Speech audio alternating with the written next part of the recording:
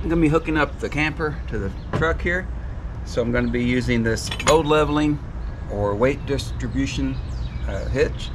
So the first step is just like any other hitch, you stick it in your receiver, put the pin in,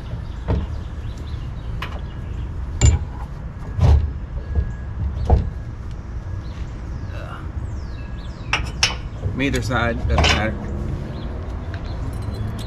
Put the keeper in. That's the first step. Then you've got to back it up to the camper.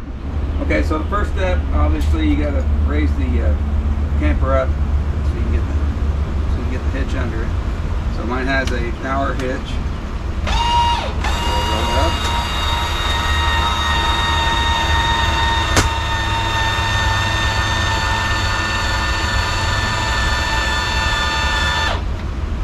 Okay. Then we'll back the truck up.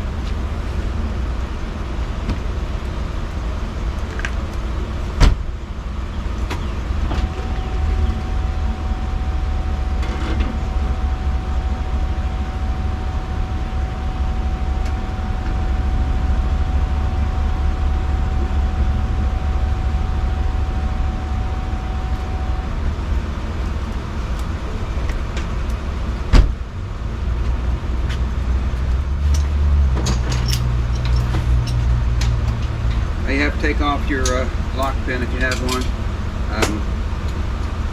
You have to set this locking device back. That controls a little plate in the back that captures the bottom of your ball.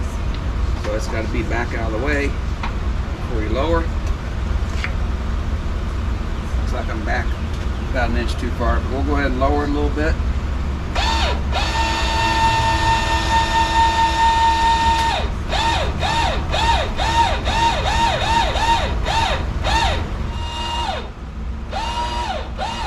Put a little weight on it, now it'll pop into position.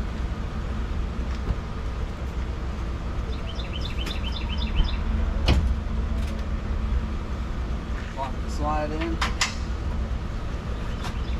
I'm going to go up. You can see I've got a hold of the truck.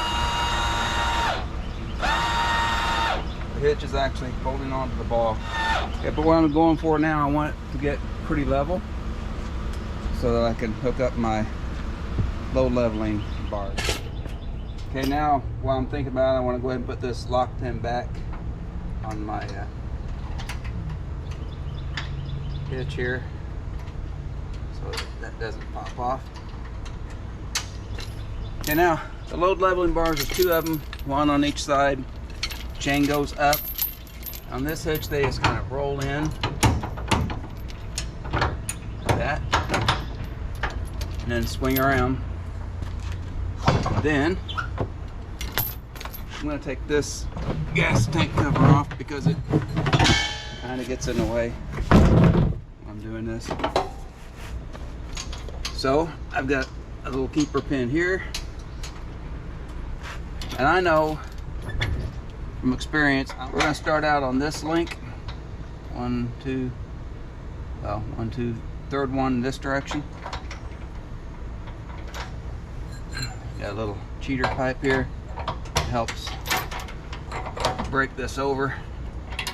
I'm gonna raise it up a little bit more.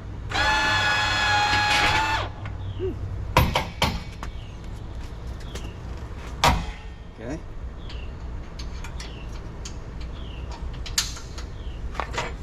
There we go. Now I want to get the other side on the same link. So I'm one's going this way, 1, 2, 3. So if you count total links, 1, 2, 3, 4, 5, 6th link, I have 3 dangling. So I'm going to do the same thing on the other side.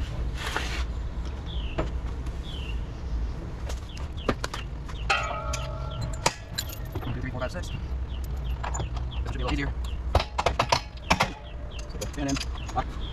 And now I'm going to lower it and see what it looks like.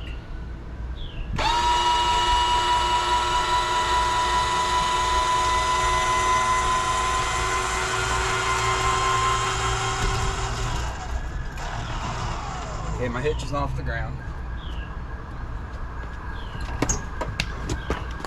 Now my goal is to have a fairly level truck and camper.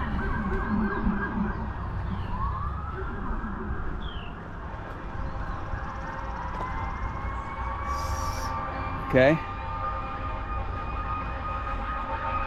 So yeah, the truck's not squatting hardly at all. The camper looks pretty level. So that's a pretty good setting. So what this does, if you don't have the load leveling hitch, the truck will be squatted way down, and so you'd have a kind of a low point here, and as you go down the road you would bounce up and down, and it's really hard to control. You don't have any weight on your front wheels, all your weight's on the back wheels of your truck, so you don't have good control. You're bouncing up and down, and so this really just gives you a lot nicer ride. It's easier on the truck, and you really need load leveling hitch if you're pulling a camper or anything, or a heavy trailer. Really makes a big difference.